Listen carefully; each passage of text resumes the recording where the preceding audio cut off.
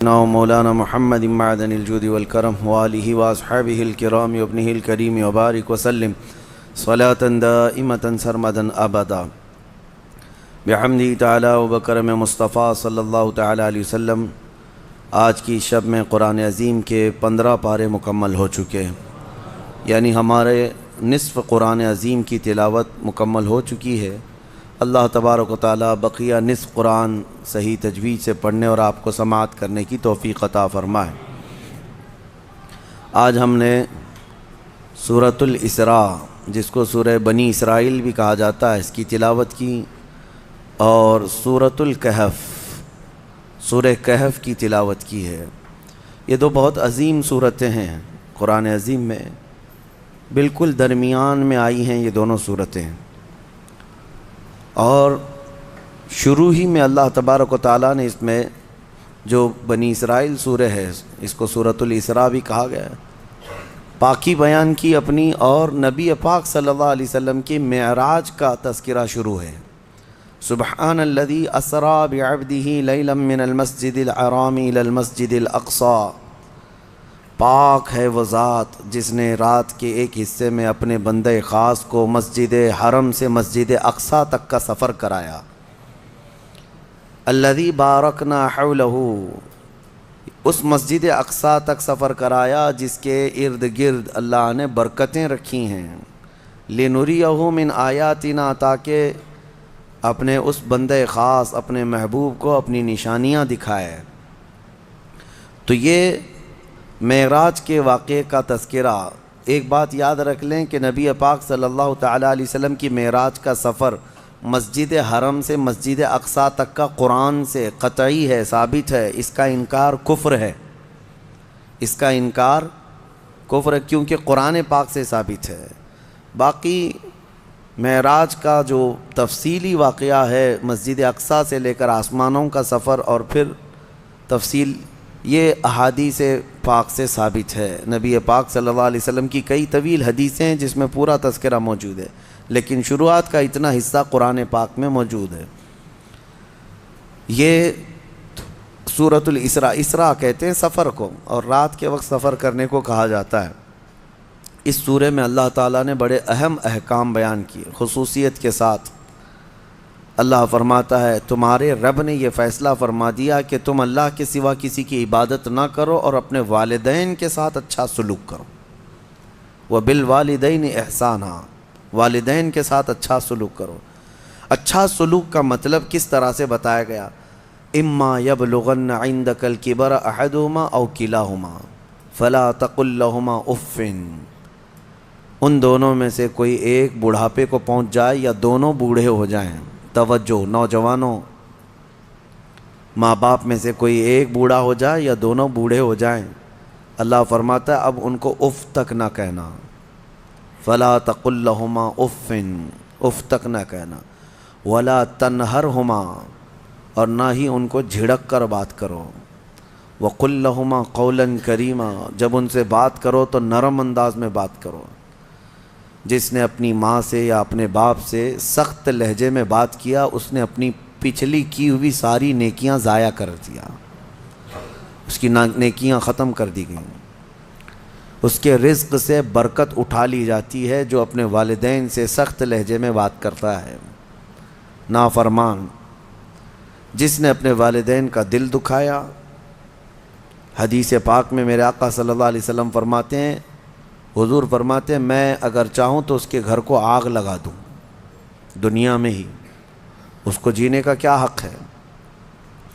یہ سخت ترین چیز ہے۔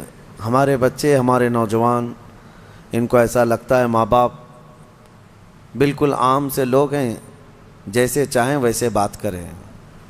انہوں نے تمہیں لاڑ و پیار سے پالا ہے تو اس کا مطلب یہ نہیں ہے کہ تم ان کے اوپر حاکم بنو۔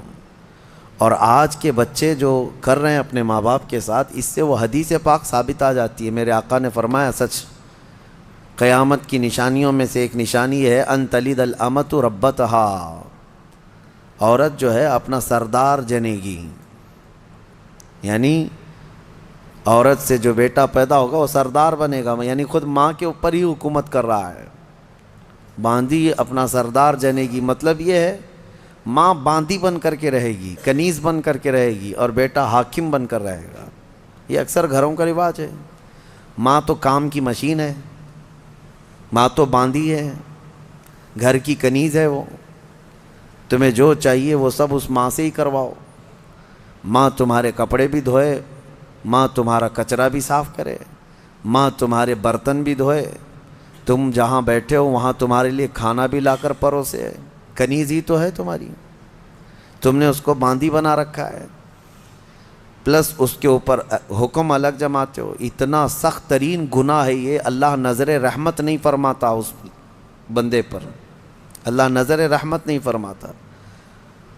نبی پاک صلی اللہ تعالیٰ علیہ وسلم کے فرامین اگر دیکھیں، ان لوگوں کی فضیلت آئی ہے قرآن میں بھی اور حدیث میں بھی۔ آپ کو میں بتاؤں، سیدنا موسیٰ علیہ الصلوۃ والتسلیم نے ایک بار اللہ کریم کی بارگاہ میں یوں عرض کی کہ مولا میرا جنت میں رفیق کون ہے؟ دنیا میں بہت سارے قریبی ہیں، جنت میں میرا رفیق، میرے ساتھ رہنے والا کون ہے؟ اللہ تبارک و تعالیٰ نے فرمایا کہ فلاں ایک گوشت کا کاروباری ہے، قصاب ہے، اس کا نام بتایا کہ یہ آپ کا جنت میں رفیق ہوگا۔ سیدنا موسیٰ علیہ السلام ڈھونڈتے ہوئے اس کو گئے کہ یہ قصاب کہاں رہتا ہے۔ جا کر دیکھا تو وہ دن بھر گوشت بیچ رہا تھا، اس کے ساتھ رہے کہ اس کی ایسی کون سی نیکی ہے اللہ کے اس کو نبی کے ساتھ رکھا ہے جنت میں۔ شام ہوئی تو موسیٰ علیہ السلام نے اس سے کہا کہ میں تیرے ساتھ چلوں گھر۔ اس نے کہا بہت اچھی بات ہے، آپ چلیے میرے ساتھ، میرے گھر مہمان ہو۔ گھر لے کر آیا، اس کے چھوٹے بچے بھی تھے۔ موسیٰ علیہ الصلوۃ والتسلیم گھر گئے تو دیکھا اس نے جلدی سے اپنے گھر میں جا کر کچھ چیز روٹی یا دودھ لیا، اور اللہ کے نبی کو بھی بٹھایا ہے اور اپنے بچوں کو بھی بٹھایا ہے، اور اس کی ماں بستر پر تھی، اسے جا کر دودھ میں روٹی چور کر نرم کر کر کے کھلا رہا ہے، اور اس کی ماں بستر پر سے ہاتھ اٹھاتی اور کہتی مولا میرے بیٹے کو تو جنت میں موسیٰ کا ہم نشین بنا دے۔ یہ اللہ تبارک و تعالیٰ نے اس ماں کی دعا سے اس بندے کو، ماں کے خدمتگار کو جنت میں موسیٰ علیہ السلام کا رفیق بنایا۔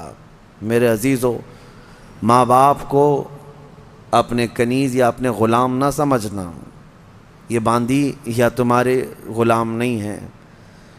اور رب تبارک و تعالیٰ نے ان آیتوں میں فرمایا وَاخْفِضْ لَهُمَا جَنَاحَ الذُّلِّ مِنَ الرَّحْمَةِ وَقُلْ رَبِّ ارْحَمْهُمَا كَمَا رَبَّيَانِي صَغِيرًا۔ ان کے سامنے جب جاؤ تو اپنے بازوؤں کو نرمی سے بچھا دو۔ بازوؤں کو بچھا دینا مطلب کیا ہے؟ ان کے سامنے عاجزی کرو۔ تمہارے باپ بوڑھے ہو جائیں، تمہاری ماں بوڑھی ہو جائے، ان کو یہ احساس بھی نہ ہونے دو کہ وہ ایک چیز کو بار بار بول رہے ہیں۔ یہ آداب میں لکھا بھی ہے مفسرین نے کہ بڑھاپے میں اگر وہ تم سے دوسری بار سوال کریں ایک ہی چیز کو تو یوں نہ کہنا کہ ابا ابھی تو پوچھے تھے پھر پوچھ رہے ہو آپ، بلکہ ہر بار نئے انداز میں ان کو جواب دو تاکہ اسے احساس بھی نہ ہو کہ وہ بھول رہا ہے۔ یہ حقیقت میں فرمانبرداری ہے بچوں کی، ورنہ دنیا پرست آج ایسے ہو گئے ہیں کہ نعوذ باللہ من ذالک، ماں باپ کو وہ دیکھنا بھی پسند نہیں کرتے، بات کرنا بھی پسند نہیں کرتے۔ کتنے بوڑھے ایسے ہیں، کتنے بوڑھے ایسے ہیں۔ پھر بھی غنیمت ہے ہمارے ملک میں، یورپین کنٹریز، امریکہ میں ایسے حالات ہیں کہ بوڑھے اپنے گھروں میں رہتے رہتے مر جاتے ہیں۔ ہاسپٹل کو پڑوسی لوگ اطلاع کرتے ہیں کہ اس گھر میں جو بوڑھا تھا انتقال کر گیا، آ جاؤ اس باڈی لے جاؤ۔ بیٹے نہیں ہوتے ساتھ میں، کوئی نہیں ہوتا۔ اور آپ پوچھ لینا، مجھے وہاں کے رہنے والوں نے بتایا ہے کہ ایک بوڑھا یا ایک بوڑھی عورت کو کبھی کوئی پوتا ملنے آئے تو اس دن اس کی عید کا دن ہوتا ہے۔ وہاں پر بہت اس کو اہمیت دی جاتی ہے کہ کسی کا پوتا یا کسی کا نواسا، ناتی ملنے کے لیے آ گیا بوڑھے کو، تو کہا گیا کہ اس کا گھر جو ہے عید کی طرح ہو جاتا ہے، اتنی خوشیاں ہوتی ہیں۔ اس طرح سے اولاد کو دور کرنے کا نظام بنا کر وہ دنیا میں امن کی بھی بات کرتے ہیں۔ بہرحال یہ قیامت کی نشانیاں ہیں۔ حضور پاک صلی اللہ تعالیٰ علیہ وسلم نے اس شخص کے لیے ہلاکت کی دعا کی ہے منبر پر کھڑے ہو کر کے میرے آقا نے ہلاکت کی دعا کی ہے، مولا وہ شخص ہلاک ہو، برباد ہو جائے۔ حضرت جبرائیل امین نے دعا کی اور حضور نے آمین کہا، وہ شخص ہلاک و برباد ہو جائے جو اپنے ماں باپ کو پایا لیکن ان کی خدمت نہیں کر سکا، ان کی خدمت نہیں کر سکا اور ان کو راضی کر کے جنت نہیں حاصل کر سکا، ایسا شخص ہلاک و برباد ہو جائے۔ حضور نے آمین کہا۔ اس بات کو سمجھو، کتنی مائیں ہیں جو ہمارے پاس اپنے بچوں کے متعلق کہتی ہیں، کتنے باپ ایسے ہیں جو اپنے بچوں کے متعلق ہمارے پاس کہتے ہیں، اور کتنے تو ایسے ہیں جو یہ کہتے ہیں کاش میری اولاد نہ ہی ہوتی تو میں سکون سے ہوتا۔ تو تم ایسے تو نہ بن جاؤ کہ تمہارے والدین تمہارے پیدا ہونے پر بھی افسوس کرنے لگ جائیں، وہ زیادہ دن تک تمہارے ساتھ رہنے والے نہیں ہیں، کیا خبر۔ اس لیے کوشش یہ کرو کہ ان کا احترام کریں، جتنے دن ہیں ان کو سکون کی سانس لینے دو، اور ہو سکے تو اپنے ہاتھ سے ان کی خدمت کرو، اپنے ہاتھوں سے ان کی خدمت کرو، کیونکہ ان کی خدمت کا بدلہ تم دے ہی نہیں سکتے۔ جب تم ماں کے پیٹ میں 9 مہینے تھے، ایک جھٹکا جو تم نے لگایا، تم 7 بار اپنی ماں کو حج کرا کر کے بھی اس جھٹکے کا اجر نہیں دے سکتے، اس کا بدلہ نہیں چکا سکتے۔ تم اپنی ماں کو کندھے پر بٹھا کر حج بھی کرا لو 7 مرتبہ، تب بھی تم اس کا وہ حق نہیں ادا کر سکتے۔ بہت بڑا عظیم حق ہے، اور کتنے ہلکے میں دھڑلے سے نوجوان اپنی ماؤں کو گالیاں تک دیتے ہیں، نعوذ باللہ۔ اور فرمایا گیا کہ جب ماں باپ، ایک نشانی میں آپ کو بتا دوں آپ کی زندگی کی، سب کو بتا دیتا ہوں، اپنی زندگی میں اس کو جانچ لینا۔ ابھی کل ہی کی بات ہے، میرے سامنے ایک بات آئی تھی، تجربے کی ہے، اس لیے میں آپ کے سامنے کہہ رہا ہوں۔ اللہ ایسا ہرگز نہ ہونے دے ہمارے گھر میں، جس دن ماں اور باپ بیٹے سے بات کرنے میں ڈرنے لگ جائیں کہ پتہ نہیں بیٹا ناراض نہ ہو جائے، فرمایا گیا اس دن اس کے رزق کے دروازے بند ہو چکے ہوں گے، اس کی برکت کے دروازے ختم ہو چکے ہیں۔ ماں باپ جب بچے سے ڈرنے لگ جائیں کہ کچھ کہوں گا تو بیٹا روٹھ نہ جائے، الٹا جواب دے دے گا، رس کر کے روٹ کر کے گھر چھوڑ کر بھاگ جائے گا، یہ سب حالات سے جب ماں باپ تم سے بات کرنے میں ڈرنے لگ جائیں، ڈانٹنا تو وہ بہت پہلے ہی چھوڑ چکے ہیں، اب بات کرنے میں بھی ڈرنے لگ جاتے ہیں جب بچہ جوان ہوتا ہے۔ اصل خدمت اور اصل فرمانبرداری یہی ہے کہ تم جوان اور طاقتور ہو اور وہ بوڑھے ہو چکے ہیں، اور جب ماں باپ جوان رہتے ہیں اور بچہ چھوٹا ہوتا ہے سب ادب کرتے ہیں، کیونکہ اس وقت ماں باپ طاقتور ہیں، کما بھی رہے ہیں، اور بچے کے اندر طاقت نہیں، وہ عزت ہی کرتا ہے، احترام کرتا ہے۔ اصل عزت اور احترام اس وقت ہے جب تم کما رہے ہو، طاقتور ہو گئے ہو اور ماں باپ بوڑھے ہو چکے ہیں۔ اب دیکھا جائے گا تمہارا امتحان کہ تم اپنے ماں باپ کے ساتھ اب کس طرح سلوک کرتے ہو۔ اللہ کریم ہم سب کو والدین کی فرما برداری عطا فرمائے، اور جن کے والدین موجود ہیں وہ خدمت کر کے وہ جنت حاصل کریں۔ قرآن پاک کی ایک آیت اللہ تعالیٰ نے یہ بھی فرمایا، وَلَا تَمْشِ فِي الْأَرْضِ مَرْحًا، زمین میں اکڑ کر مت چلو، إِنَّكَ لَن تَخْرِقَ الْأَرْضَ وَلَن تَبْلُغَ الْجِبَالَ طُولًا، تمہارے اکڑ کر کے چلنے سے نہ زمین پھٹے گی نہ تم یعنی پہاڑوں کے برابر بلند ہو سکو گے۔ تم ذرا دیکھو تمہاری حیثیت کتنی ہے۔ جو لوگ اکڑ کر کے گردن اونچی کر کے چلتے ہیں ان کے لیے کہا گیا ہے کہ غرور اور گھمنڈ آدمی کو ڈبو دیتا ہے، اور یہی غرور دنیا کا سب سے پہلا گناہ ہے جو شیطان کے اندر آیا۔ اس نے آدم علیہ السلام کو سجدہ جو نہ کیا وہ اکڑ ہی تو تھی، میں کیوں جھکوں اس کے سامنے، اور یہ اکڑ اللہ کو بالکل پسند نہیں۔ حدیث پاک میں ہے قیامت کے دن جو غرور اور تکبر کرتے تھے ان کو چونٹیوں کی طرح بنایا جائے گا، اور پورے اہل محشر سے کہا جائے گا ان کو اپنے پیروں سے روندو۔ غرور اور تکبر نہ آنے کے لیے جو علاج ہے اس میں کوشش یہ کرو کہ سلام میں تم پہل کرو، مسلمان کو دیکھو تو پہلے سلام کرو۔ عاجزی آنے کا ایک راستہ ہے، غرور اور تکبر کو ختم کرنے کا ایک ذریعہ ہے۔ میرے آقا صلی اللہ علیہ وسلم نے فرمایا سلام کرو ہر ایک کو۔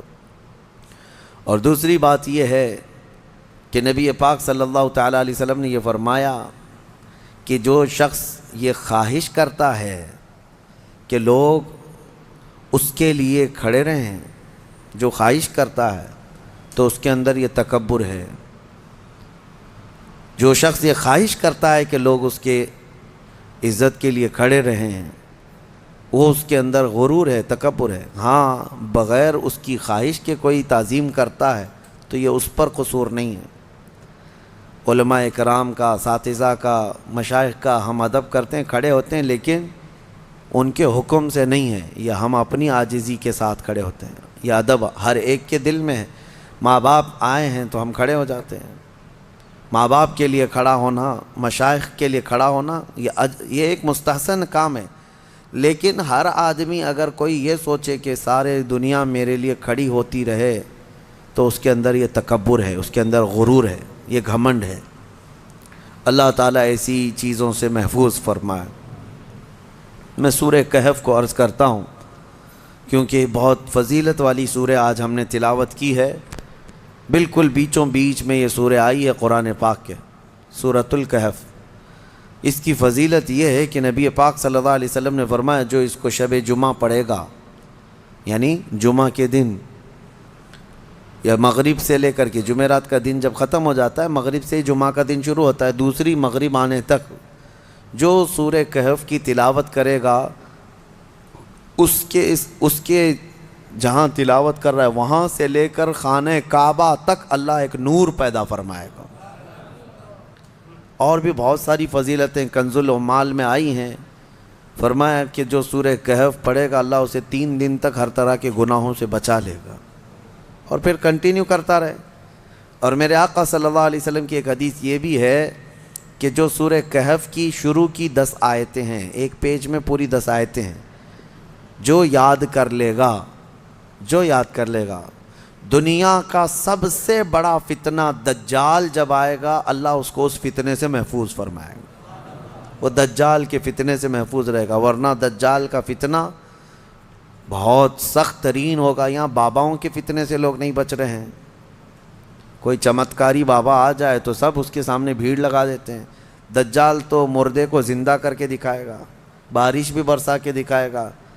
ہاں دجال خالی چٹی نکال کے نہیں دکھائے گا، ہاں وہ گھاس بھی اگا کر دکھائے گا، سبزے بھی نکالے گا، بہت ساری چیزیں ایسے عجوبے کر کے دکھائے گا۔ لیکن بہت لوگ اس کے پیچھے اندھا دھند بھاگنے لگ جائیں گے کہ ہمارا خدا اتر پڑا۔ صرف ایمان والے جن کو اللہ بچانا چاہے وہ اس کے فتنے سے محفوظ رہیں گے۔ ایک تو بچ جانا الگ ہے، لیکن جو اس پر ایمان نہیں لاتا ان کو وہ سزا بھی دیتا ہے۔ دجال جو ہے دونوں ٹانگیں پکڑ کر چیر دے گا، کچھ لوگوں کو کھولتے ہوئے تیل میں بھی ڈال دے گا، اس کا رعب و دبدبہ ہوگا، اس کا غلبہ ہوگا۔ اس کے لیے مومنین کو وہ اذیتیں بھی دے گا، تکلیفیں بھی دے گا، لیکن جو جمع رہا اس کے لیے بہت بڑی جنت ہے، بہت بڑی جنت کا اللہ نے وعدہ فرمایا۔ لہٰذا اس فتنے سے حفاظت کے لیے حدیث میں ملتا ہے کہ جو سورہ کہف کی 10 آیتیں روزانہ رات کو پڑھ لیا کرے، اللہ تعالیٰ اس کو دجال کے فتنے سے محفوظ فرماتا ہے۔ اللہ کریم ہم سب کو دجال کے آنے تک دنیا میں نہ رکھے۔ اگر فتنہ اللہ تبارک و تعالیٰ کوئی آزمائش کا ارادہ فرمائے تو ہمیں بغیر آزمائے، بغیر فتنے میں مبتلا کیے دنیا سے اٹھا لے، ہمیں صحیح و سلامت اللہ موت عطا فرمائے۔ اس پورے پارے میں 3 سوالات کرنے کے لیے یہودی آئے تھے حضور صلی اللہ علیہ وسلم کے پاس۔ اب ایک بات میں بتاتا ہوں، یہ سورہ جو اتری ہے نا پوری، یہودی جو ہے ٹیسٹ لینے کے لیے آئے تھے کہ اللہ کے آخری نبی ہیں تو ہم کچھ ایسے سوالات کریں گے جن کے جواب عربوں کو تو نہیں معلوم تھے، عربوں کو نہیں معلوم، وہ صرف اہل کتاب جانتے تھے۔ وہ 3 سوالات کیا لے کر کے آئے تھے حضور صلی اللہ علیہ وسلم سے؟ انہوں نے کہا روح کس کو کہتے ہیں؟ روح جہاں معلوم ہے سب کے پاس ابھی، روح کس کو کہتے ہیں؟ دوسرا ان کا یہودیوں کا سوال تھا اصحاب کہف کون تھے اور کتنے تھے؟ یہ غار والے لوگ کون تھے اور کتنے تھے؟ یہ سوال انہوں نے لا کر کے پیش کیا۔ تیسرا سوال تھا ذوالقرنین کون ہیں؟ حضور پاک صلی اللہ علیہ وسلم نے فرمایا جاؤ میں کل اس کا جواب دوں گا۔ اب سنو، یہ کس کے لیے؟ نبی رحمت سید الانبیاء کے لیے۔ سنو توجہ سے، جو بڑے ڈھیٹ سے کہتے ہیں نا، عام لوگوں کی بات کر رہا ہوں، رسول رحمت صلی اللہ علیہ وسلم نے یہودیوں سے کہا کہ کل آ جانا، میں بتا دوں گا۔ تو حضور کا یہ ارادہ تھا کہ آیتیں اتریں گی، وہی آئے گی تو میں اس سے جواب دوں گا۔ کوئی آیت نہیں آئی، کوئی وحی نہیں آئی۔ دوسرے دن یہودی آئے، حضور پاک صلی اللہ علیہ وسلم نے ان سے فرمایا کہ جاؤ، میں اور کل بتاؤں گا۔ 2 مرتبہ 3 مرتبہ حضور صلی اللہ علیہ وسلم نے ٹال دیا، اور یہودیوں کو یہی چاہیے تھا، بہانہ بدنام کرنے کے لیے، پروپیگنڈا پھیلانے کے لیے۔ اب آیتیں نہیں آئیں، کئی دن تک وقفہ ہو گیا۔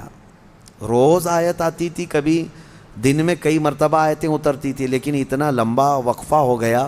حضور اکرم صلی اللہ علیہ وسلم کے قلب اطہر پر یہ بات بہت گراں گزر رہی تھی کہ کیا ہو گیا۔ تب پھر اللہ تعالیٰ نے یہ سورہ تو اتاری، سورہ کہف، لیکن اس میں یہ فرمایا وَلَا تَقُولَنَّ لِشَيْءٍ إِنِّي فَاعِلٌ ذَلِكَ غَدًا، اے محبوب ہرگز ہرگز یہ مت کہنا کہ کل میں یہ کر دوں گا۔ یہ اللہ تعالیٰ کو پسند نہیں ہے، اپنے رسول کو اللہ تعالیٰ فرما رہا ہے ہرگز یہ مت کہنا کہ کل میں یہ کر دوں گا، الا ان یشاء اللہ، جب بھی کہنا تو یوں کہنا اگر اللہ چاہے تو کروں گا۔ یہی ہے انشاءاللہ۔ انشاءاللہ جو ہم کہتے ہیں، بعض لوگوں کو شک لگنے لگتا ہے، ارے پکا بولو نا۔ انشاءاللہ ہر پکی بات پہ بھی بولا جائے۔ ہاں یہاں ہمارے ہاں اس طرح کا رواج ہے۔ شروع میں ایسا تھا، ہم جو ہے مصر میں بس جا رہی تھی، ہمارے جہاں جانا ہے کالج کلیہ پہ، نمبر بھی وہی ہے بس کا، لیکن شک ہو رہا تھا۔ تو بس کے ڈرائیور سے ہم نے پوچھا کہ یہ کلیہ جائے گی، مدینہ نصر جائے گی؟ اس نے کہا انشاءاللہ۔ تو منہ دیکھتے کھڑے رہ گئے۔ پھر سے اس سے پوچھا کہ جائے گی وہاں پہ جائے گی؟ اس نے کہا انشاءاللہ، بیٹھو۔ یہ انشاءاللہ وہ یقین کے لیے بول رہے ہیں، لیکن جو کھڑے ہیں ان کو ایسا لگ رہا ہے پتہ نہیں یہ پکا ہے بھی کہ نہیں ہے۔ نعوذ باللہ، یہاں لوگوں نے بھی جو ہے اس طرح سے بنا لیا ہے کہ اگر ان کو ایسا لگتا ہے کہ ڈاواں ڈول ہے تو ہم یہ بول کے نکل جائیں۔ ٹھیک ہے، اگر آپ کو کسی معاملے میں شک ہے تب بھی کہو انشاءاللہ، لیکن جس معاملے میں یقین ہے اس میں بھی کہو انشاءاللہ۔ یقین ہے اس میں بھی کہو انشاءاللہ۔ اب آپ کو اس مجلس میں بیٹھے ہیں، آپ گھر جانا ہے نا آپ سب کو، جبکہ پکا معلوم ہے ابھی اٹھیں گے، اب جائیں گے اب سب لوگ، لیکن آپ کو کہنا کیا چاہیے؟ انشاءاللہ۔ اگر اللہ چاہے تو میں جاؤں گا، ورنہ ہمیں پتہ نہیں، دروازے کے باہر نکلنے سے پہلے بھی موت آ سکتی۔ انشاءاللہ کی عادت ہو، اور اللہ نے اپنے رسول کو تنبیہ فرمائی ہے کہ آپ ایسا نہ کہیں کہ کل میں بتا دوں گا، بلکہ یوں کہیں کہ اگر اللہ چاہے تو، اگر اللہ چاہے تو۔ یہاں لوگوں میں یہ رواج قائم ہو، ہر ایک آدمی یقین والے معاملے میں بھی کیا کہے؟ انشاءاللہ، اللہ تعالیٰ چاہے تو میں ہی کروں گا۔ ہمارے استاد ایک کہتے تھے، ایک آدمی گھوڑا خریدنے کے لیے آیا، پیسے تھے اس کے پاس 50,000 روپے۔ امام صاحب کے پاس آیا، کہا کہاں جا رہے ہو؟ کہا گھوڑا خریدنے جا رہا ہوں۔ تو حضرت نے پوچھا کب؟ آج ہی خریدو گے؟ کہا اب بھی خرید کے لا رہا ہوں۔ امام صاحب نے، حضرت نے کہا بیٹا انشاءاللہ بولو۔ کہا انشاءاللہ انشاءاللہ کچھ نہیں، ابھی جا رہا ہوں مارکیٹ میں، دیکھو پیسہ بھی ہے، لے کے یہاں آؤں گا۔ یہ یہاں کا رواج ہے، یعنی انشاءاللہ وغیرہ کی ضرورت نہیں ہے، ابھی جا رہا ہوں پکا ہے، لے کے ہی آؤں گا۔ انہوں نے کہا پھر بھی بولو۔ کہا نہیں، اس کی کیا ضرورت ہے۔ گیا، وہ گھوڑا خریدنے کے لیے مارکیٹ میں گیا تھا، اس سے پہلے کھانے کے لیے کسی ہوٹل میں گیا، کھانا کھایا، خوب بریانی وغیرہ ساری چیزیں، کسی نے اس کے پاس پیسے مار لیے، پوری پاکٹ کاٹ لیا، پورے جتنے پیسے تھے۔ اب اس کے بعد اٹھا، اس کے پاس بل دینے کے لیے بھی پیسے نہیں تھے۔ تو ہوٹل والوں نے کہا کہ یہ تو چور چکا دکھ رہا ہے، اتنا سب کھا لیا اور بل دینے کے لیے برسوں پہلے کی بات ہے۔ اس کو وہیں پر لگا دیا اور کہا کہ پورے برتن دھل کے جائے یہاں سے۔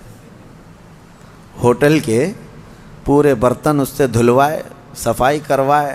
شام ہو گئی، کپڑے میلے تھے، کچیلے ہیں، پتہ نہیں کتنے ٹیبل صاف کیا، برتن دھویا، اور واپس منہ لٹکائے آیا۔ حضرت بیچ میں مل گئے امام صاحب، کہا کہاں ہے گھوڑا؟ تو اس نے کہا میں انشاءاللہ گیا تھا گھوڑا لانے، انشاءاللہ کھانا کھا رہا تھا، انشاءاللہ کسی نے پیسے چرا لیا، پھر انشاءاللہ ہوٹل والے نے جو ہے برتن منجوایا، پھر انشاءاللہ میں ٹیبل صاف کیا، پھر انشاءاللہ اب واپس آیا۔ اب تو ہر بات پہ انشاءاللہ۔ میرے عزیزو، یہ کوئی انشاءاللہ یہ محاورہ نہیں ہے، تکیہ کلام نہیں ہے، یہ یقین کو جتاتا ہے اللہ کی ذات سے آپ کا کتنا گہرا تعلق ہے۔ لٹ جانے کے بعد مت کہو، سب کچھ ہونے کے وقت بھی کہو کہ اگر میرا مولا چاہے۔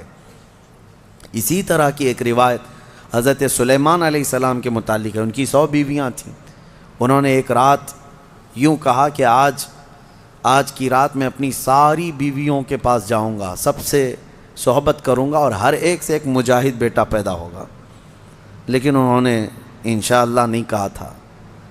وہ گئے، رات ساری بیویوں سے ملاقات کی۔ اللہ کے نبی ہیں، نبی کی طاقت کو عام انسانوں سے کمپیئر نہیں کریں بہرحال، لیکن ان کے اس قول کا کچھ بھی نہیں ہوا۔ بعد میں ایک ہی بیوی سے ایک بیٹا پیدا ہوا، کمزور۔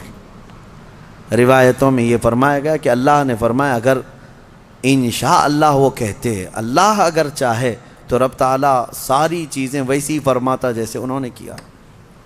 بہرحال یہ تنبیہ کے لیے ہے، درس کے لیے۔ اب جب نبیوں کے لیے اللہ تعالیٰ نے یہ فرمایا ہے تو عام انسانوں کے لیے کیا ہے؟ خیر، آیتیں اتریں اور پھر اللہ نے بتا دیا اپنے محبوب کو روح کیا چیز ہے، اصحاب کہف کون تھے، ذوالقرنین کون ہے۔ یہ تینوں کے جوابات جو یہودی پوچھ کر کے پروپیگنڈا پھیلا رہے تھے کہ رسول کو نہیں پتہ ہے، اللہ نے قرآن میں یہ تینوں کے جوابات اتارے۔ روح اللہ کا ایک حکم ہے، اللہ کا نور ہے، اور اصحاب کہف اللہ نے فرمایا کچھ لوگ کہتے ہیں 5 تھے 6 تھے اور کچھ کہتے ہیں 7 تھے، 8واں ان کا کتا ہے۔ اے محبوب آپ فرما دیں ان کی صحیح تعداد اللہ ہی کو معلوم ہے۔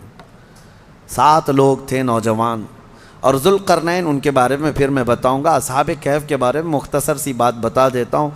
ایک بادشاہ تھا دقیانوس، وہ بادشاہ مرتد اس طرح کہ وہ آخرت کا بھی انکار کر رہا تھا اور وہ اپنا ایک الگ دھرم چلا رہا تھا۔ عیسیٰ علیہ السلام کا دین پرانا ہو گیا، یعنی عیسیٰ علیہ السلام کے دین میں ہی یہ چیزیں ہو رہی تھی، تو وہ اس زمانے میں سب لوگ بت پرستی میں اور خدا کے انکار میں مبتلا تھے۔ تو 6-7 لوگ ایسے تھے جو بادشاہ کے سپاہیوں میں تھے یا وزیروں میں تھے یا الگ الگ تھے۔ یہ لوگ پوشیدہ طور پر اللہ ہی کی ذات پر یقین رکھتے تھے، ایمان رکھتے تھے، لیکن یہ ظاہر نہیں کر رہے تھے کہ ان کے بادشاہ مار ڈالے گا۔ لیکن کب تک اس طرح چھپ کر کے رہیں؟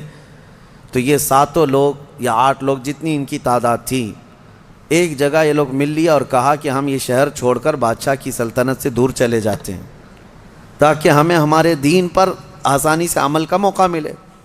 وہ سب بادشاہ کو چھوڑ کر کے اچانک ایک دن رات کو طے کر کے نکلے۔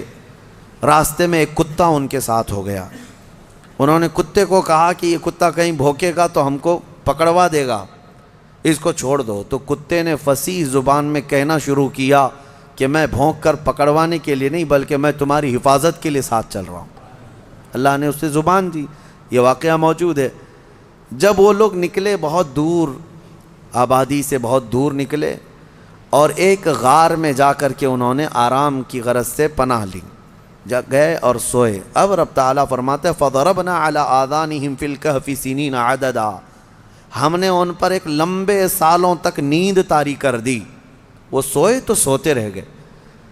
اب ہوا یہ کہ بادشاہ کو دوسرے دن کسی نے شکایت کی کہ 7 لوگ آپ کے وزیروں میں سے، سپاہیوں میں سے ایسے ہیں جو آپ کے دین پر نہیں، وہ اللہ پر ایمان رکھتے اور وہ شہر چھوڑ کر چلے گئے۔ بادشاہ نے ان کی تلاش جاری کروائی، کہاں ہیں ڈھونڈو۔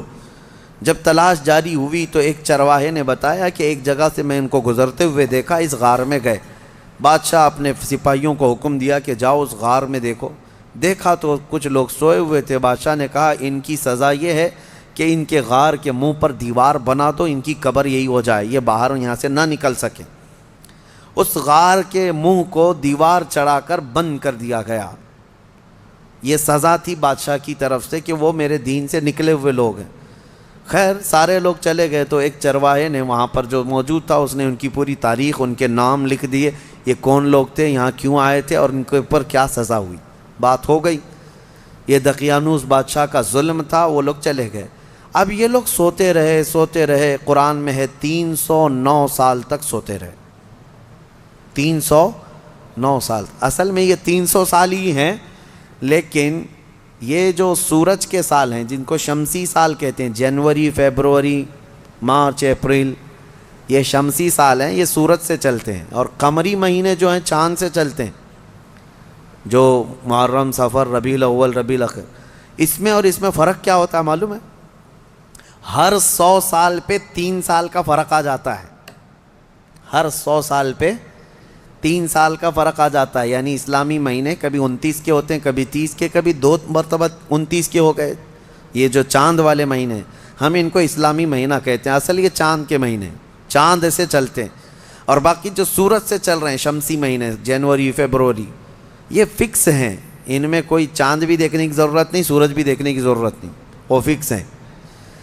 تو ان سالوں کے اعتبار سے جو شمسی سال اگر 100 سال ہو گئے تو قمری جو ہے نا 103 سال ہو جائیں گے۔ اس طرح 300 سال شمسی وہ اصحاب کہف سوتے رہے، لیکن قمری مہینوں کے اعتبار سے 309 سال ہو گئے، 9 سال ایکسٹرا۔ تو 309 سال کے بعد اللہ تعالیٰ نے دوبارہ کیسے ان کو اٹھایا؟ اب روایت میں یہ ہے کہ ایک بادشاہ آیا بیدروس، وہ اچھا بادشاہ تھا، منصف تھا، عادل تھا، ایمان والا تھا۔ اس نے اپنی قوم کو ہدایت دینے کی بہت کوشش کی، سمجھا رہا تھا کہ آخرت پر ایمان لاؤ، اللہ دوبارہ موت کے بعد اٹھانے والا ہے۔ لوگ انکار کرتے تھے کہ کچھ نہیں ہوتا، مرنے کے بعد جو ہے نا جیسے جلا کر کے راکھ کر دیے، استھیاں بہا دیا گنگا میں، اب کوئی آنے والا نہیں ہے۔ یہی عقیدہ تھا اس وقت بھی تھا کہ کوئی دوبارہ اٹھائے نہیں جائے۔ عجیب بات ہے، جلا کر راکھ کر کے دریا میں بہاتے ہیں اور کہتے ہیں کہ حساب کتاب کچھ نہیں ہوگا، لیکن پرن جنم کا عقیدہ رکھتے ہیں، نہیں دوسرے جنم میں چوہا بلی ہو کے پیدا ہو سکتا ہے، کتا بھی بن کے پیدا ہو سکتا ہے۔ اچھے گن کیا تھا تو کچھ اچھا بن کے پیدا ہوگا، اب برے گن کیا تھا تو دوسرے جنم میں پتہ نہیں کیا بن کے پیدا ہوگا۔ اب یہ جتنے حکومت میں بیٹھے ہم دیکھتے ہیں کیا بن کے پیدا ہوں گے ان کے حساب سے۔ ہمارا عقیدہ تو نہیں ہے، ہمارے ہاں ایک بار موت کے بعد دوبارہ قیامت کے دن ہی اٹھایا جائے گا، قیامت کے دن ہی دوبارہ اٹھایا جائے۔ اس کا انکار کر رہے تھے لوگ کہ دوبارہ اٹھایا نہیں جائے گا۔ تو بیدروس بادشاہ اللہ کی بارگاہ میں دعا کر رہا تھا، مولا کوئی ایسی نشانی بتا دے کہ جس نشانی کو دیکھ کر کے یہ قوم ایمان لے آئے۔ تو اس بادشاہ کی دعا پر اصحاب کہف جو 300 سال سے سو رہے تھے، اللہ نے ان کو دوبارہ اٹھایا۔ وہ اٹھے، انہوں نے آپس میں ایک دوسرے کو سوال کیا کہ ہم کتنے دن کب سے یہاں سو رہے ہیں؟ کسی ساتھی نے کہا صبح آئے تھے، دوپہر ہو گئی ہے۔ کسی نے کہا نہیں تھوڑا زیادہ سو لیے۔ بعد میں پھر انہوں نے اپنی نشانیاں دیکھیں، ناخن بہت بڑے، بال الگ سے دکھ رہے ہیں۔ انہوں نے کہا کچھ تو معاملہ ہے، اللہ بہتر جانتا ہے ہم کتنے دن یہاں ٹھہرے رہے۔ ایمان والے تھے۔ ان ساتھیوں نے ایک اپنے ساتھی کو پیسے دے کر کے بازار بھیجا کہ بھوک بہت لگی ہے، کھانا لے آؤ۔ دیکھیں اللہ دوبارہ زندہ کر رہا ہے تو کھانے کی بھوک بھی ہے انہیں۔ بھیجا اور اس کو یہ کہہ کر کے بھیجا کہ خبردار کوئی بھی تمہارے اوپر نظر نہ ڈالے، بادشاہ کی پولیس، کہ اگر وہ بادشاہ کو پتہ چل گیا تو ہم سب کو گرفتار کر لے گا۔ وہ 300 سال پہلے کی بات بول رہے ہیں۔ اس اپنے ساتھی کو بھیجا اور وہ چھپتے چھپتے شہر میں آیا اور کھانا لیا۔ کھانا لے کر کے اس نے پیسے دیا تو دکان والے نے دیکھا پیسے یہ کون سے 300 سال پہلے کے پیسے۔ ظاہر سی بات ہے حکومتیں بدلتی ہیں، سکے بدل جاتے ہیں۔ اس کی تو سب سے بہترین مثال ہمارے زمانے میں دیکھ لیا۔ آپ لوگوں کو تو یہ سب سمجھانے کی ضرورت نہیں، پرانی 500 کی نوٹ کہاں ہیں، 1000 کی نوٹ کہاں ہیں۔ حکومتیں جب چاہیں ڈی مونیٹائزیشن کرتی رہتی ہیں۔ بہرحال تو وہ سکے جو ہے دیکھ کر کے دکان والے نے پوچھا تھا اچھا وہ چاندی اور سونے کے ہوا کرتے تھے، پوچھا کہ یہ تمہارے ہاتھ کہاں سے آئے؟ کہا یہ میرے اپنے پیسے ہیں۔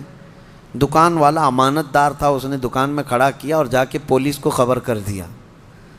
پولیس کو خبر کر دیا اور کہا کہ میرے پاس ایک ایسا آدمی آیا ہے، لگتا ہے اس کے ہاتھ میں کوئی پرانا خزانہ ہاتھ میں آیا ہے، لہذا اسی لیے میں آ کر کے تم کو خبر دے رہا ہوں. اس زمانے کا کوئی بہترین ٹپر ہوگا وہ, جا کر کے پولیس کو پہلے سے ٹپ دے دیا. ہیں بہت سارے لوگ. اور مجھے تو افسوس اس بات کا ہوتا ہے کہ ہم پر یہ بلیم بھی کرتے ہیں کچھ بڑے لوگ کہ آپ کے محلے ٹپروں سے بھرے ہوئے ہیں. یعنی پولیس کو کہ مخبر جاسوس مسلمان محلوں میں بہت بھرے ہوئے ہیں. یہ سب دوسرے لوگ ہم سے کہتے بھی ہیں. خاص کئی لوگ اسی کام میں صبح و شام کر رہے ہیں. اب تو لوگوں کو شرم بھی نہیں آتی, فخر سے کالر چوڑا کر کے بولتے ہیں ہاں ٹپ دیتے ہیں, جاسوسی کرتے ہیں. کس کی؟ مسلمانوں کی. اللہ انہیں ہدایت عطا فرمائے. تو وہ بیچارہ دکان والا پولیس کو جو جا کر کے خبر کر دیا, پولیس پوری آ گئی بادشاہ کی, لیکن کون سے؟ اب کے بادشاہ کی, بیدروس کی. یہ اصحاب کہف میں سے جو لے کے کھانا لینے آئے تھے ان کو پکڑ لیا. کہا کہ تمہارے پاس یہ پیسے کہاں سے آئے؟ کہا یہ میرے اپنے پیسے ہیں, میرے اور بھی ساتھی وہاں انتظار کر رہے ہیں. بادشاہ کے سامنے لے کر کے حاضری پیشی کر دی پولیس نے. بادشاہ نے پوچھا یہ کیا ہے, کہاں سے آئے ہو؟ انہوں نے اپنا واقعہ بتایا. اس کرسی پر آپ تو نہیں, کوئی اور تھا. یہاں ہم جب گئے تھے کوئی اور تھا, اب آپ آئے ہمیں معلوم نہیں ہے. ہم یہاں سے اپنا ایمان بچا کر گئے تھے, ہم سوئے غار میں اور بھوک لگی تو کھانے کے لیے آئے.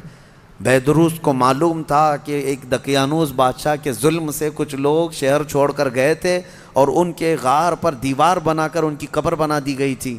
جیسے ہی بیدروس کو یہ پتہ چلا کہ ان میں سے کوئی آیا ہے, کرسی چھوڑ کر اٹھا اور کہا لے چلو مجھے تمہارے ساتھیوں کے پاس.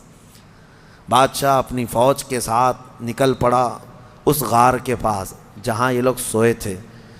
اب غار میں موجود دوسرے ساتھیوں نے دیکھا تو کہنے پکڑا گیا ہمارا ساتھی, دیکھو پوری پولیس کے ساتھ آ رہا ہے. لیکن جب بادشاہ آیا دیکھا ان اصحاب کہف کو, دیوار پر ان کی پوری تاریخ بھی موجود ہے اور یہ زندہ سلامت بیٹھے ہوئے ہیں. سارے بادشاہ کے ساتھ پوری قوم جتنی تھی سب کے سب اللہ کی بارگاہ میں سجدے میں گر گئے کہ ہم ایمان لاتے ہیں مولا تو قادر مطلق ہے. 300 سال کی نیند کے بعد کسی بھی انسان کو جب اٹھا سکتا ہے تو مرے ہوئے راکھ میں گئے ہوئے انسان کو بھی اٹھانے پر اللہ تو قدرت رکھتا ہے. بے شک مولا میرا قادر ہے. اور اسی لیے رب تعالیٰ نے قرآن میں فرمایا منہا خلقناکم وفیہا نعیدکم ومنہا نخرجکم تارۃ اخری. پتہ ہے یہ ہم دعا کہاں پڑھتے ہیں؟ ولیمے میں, کھانا کھانے کے وقت, قبرستان میں مٹی دینے کے وقت. ہاں کیوں پڑھتے ہیں؟ اس کا مطلب یہ ہے اللہ فرماتا ہے ہم نے اسی سے تمہیں پیدا کیا, مٹی سے, اسی سے ہم نے تمہیں پیدا کیا اور اسی میں ہم تم کو لے جائیں گے اور اسی سے ہم تم کو دوبارہ اٹھائیں گے. مٹی دینے کے وقت ہر ایک کو یہ احساس ہونا چاہیے میں اسی سے پیدا ہوا ہوں, اسی میں جاؤں گا اور اسی سے پھر اٹھایا جاؤں گا. تو سارے سجدہ ریز ہوئے, ایمان لائے اور پھر اصحاب کہف واپس اپنے غار میں گئے, پھر سو گئے اور پھر ان کو لمبی نیند آئی اور ایسی نیند آئی کہ آج تک سو رہے ہیں. حدیث پاک میں وہ ابھی بھی سو رہے ہیں. قیامت کے قریب اللہ ان پر صرف موت طاری کرے گا, ورنہ ابھی تک وہ سو رہے ہیں. اور ہر عاشورہ محرم کی 10ویں تاریخ کو وہ کروٹ بھی بدلتے ہیں. اصحاب کہف آج بھی سو رہے ہیں اپنے غار میں. اور قرآن میں اللہ نے فرمایا ان کے غار کو اللہ نے ایسا رکھا ہے کہ سورج بھی ان کے غار کے اوپر سے نہیں جاتا. سورج کی تیز روشنیاں ان کے اوپر نہیں آتی. وہ غار اوپر سے چھپا ہوا نہیں ہے, وہ کھلے میدان میں سوئے ہیں. سورج جب ان کے غار کے اوپر سے جاتا ہے تو دائیں ہو جاتا ہے یا بائیں ہو جاتا ہے موسموں کے حساب سے, سیدھے ان کے اوپر سے نہیں جاتا. موسموں کے تھپیڑوں سے اور سختیوں سے بھی اللہ نے ان کو محفوظ رکھا ہے. اور قرآن میں اللہ فرماتا ہے کہ تم اگر دیکھو گے وَتَحْسَبُهُمْ أَيْقَاظًا وَهُمْ رُقُودٌ وَنُقَلِّبُهُمْ ذَاتَ الْيَمِينِ وَذَاتَ الشِّمَالِ وَكَلْبُهُمْ بَاسِطٌ ذِرَاعَيْهِ بِالْوَسِيدِ. دیکھنے والا دیکھے گا تو ایسا لگیں گے کہ وہ زندہ بیٹھے ہوئے ہیں جبکہ وہ سو رہے ہیں. اللہ فرماتا ہے اور وہ کبھی دائیں اور بائیں پلٹتے رہتے ہیں اور ان کا کتا پالتی مار کر ان کے قدموں میں بیٹھا ہوا ہے. لَوِ اطَّلَعْتَ عَلَيْهِمْ لَوَلَّيْتَ مِنْهُمْ فِرَارًا. اللہ فرما رہا ہے اگر تم دیکھنے کی کوشش کرو گے پیٹ پھیر کر کے بھاگ جاؤ گے. تمہارے اوپر اللہ ایسا رعب ڈالے گا کوئی دیکھ نہیں سکے گا, کوئی دیکھ نہیں. اب جارڈن میں ایک جگہ اصحاب کہف کا غار کہہ کر کے بتایا جاتا ہے اور لوگ اندر گھس کے دیکھ کے بھی آتے ہیں, ویڈیو بھی کر کے آتے ہیں, لیکن قرآن کے اعتبار سے مجھے نہیں لگتا.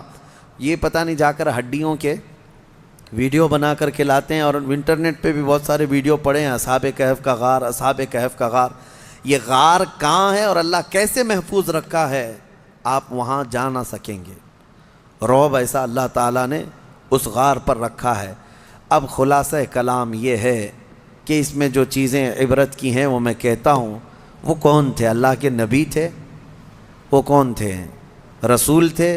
فرشتے تھے؟ نہیں. اللہ فرماتا انہم فتیۃ آمنوا بربہم, بس وہ نوجوان تھے جو اپنے رب پر ایمان لائے تھے.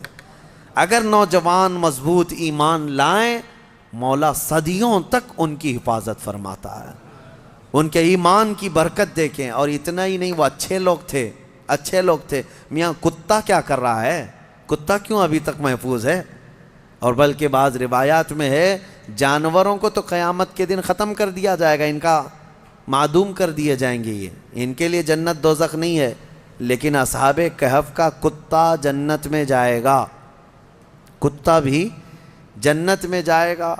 اس کی وجہ یہ ہے, فرمایا کہ کتا جنت میں جا رہا ہے, وجہ یہ ہے کہ اللہ والوں کے دامن سے لگا ہوا ہے, اللہ والوں کے ساتھ بیٹھا ہوا ہے. تو میں یہ پوچھتا ہوں, اللہ والے نیک بندوں کی معیت میں صحبت میں رہ کر کتا جنت میں جا سکتا ہے, تو تم امت محمدیہ اگر غوث پاک کی نسبت حاصل کرو, غریب نواز کی نسبت حاصل کرو, تو کیا اللہ تعالیٰ ان کے ساتھ تمہیں محشر میں جنت نہیں عطا کرے گا؟ اسی لیے بریلی کے امام نے اپنی نسبت پہ یوں فخر کیا تھا, اے سرکار غوث تجھ سے در سے سگ, اور سگ سے ہے مجھ کو نسبت, میری گردن میں بھی ہے دور کا ڈورا تیرا. اس نشانی کے جو سگ ہیں نہیں مارے جاتے. ہاں, جن کتوں کے گلے میں پٹا ہوتا ہے ان کو میونسپلٹی والے نہیں اٹھاتے ہیں. کیوں؟ وہ نشانی ہے کہ یہ کسی مالک کا کتا ہے. آوارہ جو ہے اسے انجیکشن مار کے چلے جاتے ہیں. ہاں, جو آوارہ کتا بھونکتے رہتے ہیں ان کو انجیکشن مارتے ہیں یا لے جا کر کے کہیں ویرانے میں چھوڑ دیتے ہیں. آپ کے یہاں میونسپلٹی کی گاڑی اب آتی ہے نہیں آتی پتہ نہیں, لیکن دیکھو بیلٹ والے کتے کو کوئی پکڑ کے دکھائے. ارے اب تو کتوں کے لیے بڑے قانون بنے ہوئے ہیں. ہمارے ہاں تو چھوڑیں, باہر ملکوں میں تو انسانوں سے زیادہ اہمیت جو ہے نا کتوں کے لیے ہے. ان کے لیے بہت اعلیٰ قسم کے قانون بنے, پارلیمنٹ میں بل پاس ہوئے ہیں کتوں کے لیے, جاپان وغیرہ میں. ہاں, کتے کو کچھ نہیں کہہ سکتے آپ. بلکہ ایک آدمی نے کیس کیا کسی کے اوپر کہ اس نے میرے ٹامی کو کتا کہا, اس نے حقارت سے کتا کہا. یہ ڈیفیمیشن کا کیس, مان ہانی. جیسے ابھی پرائم منسٹر کو کسی نے کہا تو وہ اپنے حد کے عزت کا کیس کر لیے, اس طرح کتے والے نے کیس کیا کہ مجھ کو کتا کہا. اس کو کتا نہیں کہنا چاہیے, بلکہ پاکیزہ اخلاق والا. ہاں, بہت خوبصورت یہ القاب سے کہا جائے, یہ کتوں کے لیے بنے ہوئے ہیں.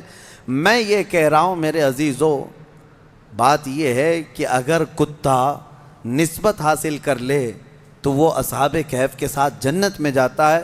تو اعلیٰ حضرت فاضل بریلوی نے یہی فرمایا, اس نشانی کے جو سگ ہیں نہیں مارے جاتے, حشر تک میرے گلے میں رہے یا غوث پٹا تیرا, حشر تک میرے گلے میں رہے پٹا تیرا. اللہ تعالیٰ ان اولیاء کی نسبت ہمارے گردنوں میں قائم و دائم رکھے, اور مولا کریم ہمیں سنی صحیح العقیدہ زندگی عطا کرے, اور اہل سنت و جماعت پر خاتمہ بالخیر فرمائے. وآخر دعوانا ان الحمد للہ رب العالمین.